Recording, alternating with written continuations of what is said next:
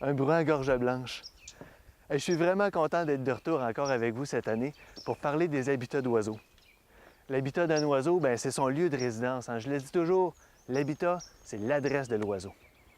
Ensemble, on va essayer de comprendre pourquoi les milieux naturels sont si importants pour les oiseaux.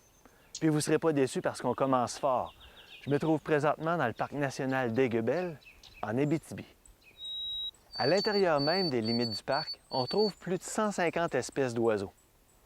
Un aussi grand nombre d'espèces, ça traduit une diversité impressionnante. Ici, par exemple, on va d'abord observer le plan d'eau pour trouver peut-être un canard plongeur comme le garrot à œil d'or. Puis ça serait vraiment une bonne idée d'aller explorer le barrage de castors qui se trouve de l'autre côté du lac. Je suis à peu près certain qu'on va découvrir un chevalier grivelé qui s'alimente tout en hochant de la queue. Et en se déplaçant, pour aller voir le barrage, on va sûrement longer la forêt de conifères. Et puis là, on pourrait découvrir une paruline quelconque. J'espère que ça va être la paruline à tête cendrée. C'est ma préférée. Il y a une cinquantaine d'années, sur le territoire du parc, on a effectué des coupes forestières. Puis selon les années d'exploitation, on retrouve aujourd'hui des forêts à différents stades d'évolution. Par exemple, on retrouve des friches où on va facilement observer le bruant chanteur. Dans certains secteurs, il y a des forêts en regain où on va peut-être pouvoir découvrir la paruline obscure. Mais il y a aussi des parcelles qui ont été préservées, des forêts matures, où ça va être possible de dénicher le troglodyte mignon, surtout s'il y a des arbres renversés puis des branches enchevêtrées les unes sur les autres. Quand on vient en Abitibi, il y a une rencontre qu'il ne faut pas manquer.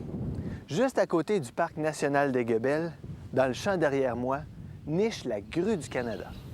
Quel oiseau impressionnant! Un des plus grands qu'on a au pays. Avec ses grandes pattes, elle va pouvoir se déplacer facilement dans les hautes herbes humides où elle fait habituellement son nid.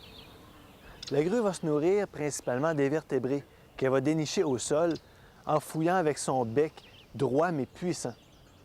À l'automne, les grues se regroupent et c'est encore plus facile de les observer dans les champs. La grue du Canada, c'est une espèce en expansion. C'est-à-dire que la population compte de plus en plus d'individus, puis qu'elle colonise de nouveaux territoires chaque année. On savait que l'espèce nichait dans les environs de la baie James depuis les années 70. Mais maintenant, elle fréquente assidûment l'Abitibi, puis on la retrouve de plus en plus fréquemment au lac Saint-Jean. Vous vous demandez peut-être comment on détermine qu'une espèce est en expansion comme la grue? On prend les grands moyens.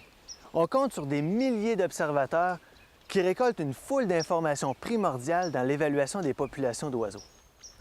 En d'autres mots, on compte sur vous. À chaque fois que vous faites une sortie aux oiseaux, je vous invite à remplir un feuillet d'observation.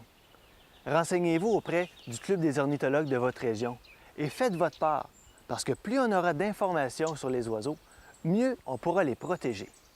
Ah oui, j'oubliais, mon bruant à gorge blanche.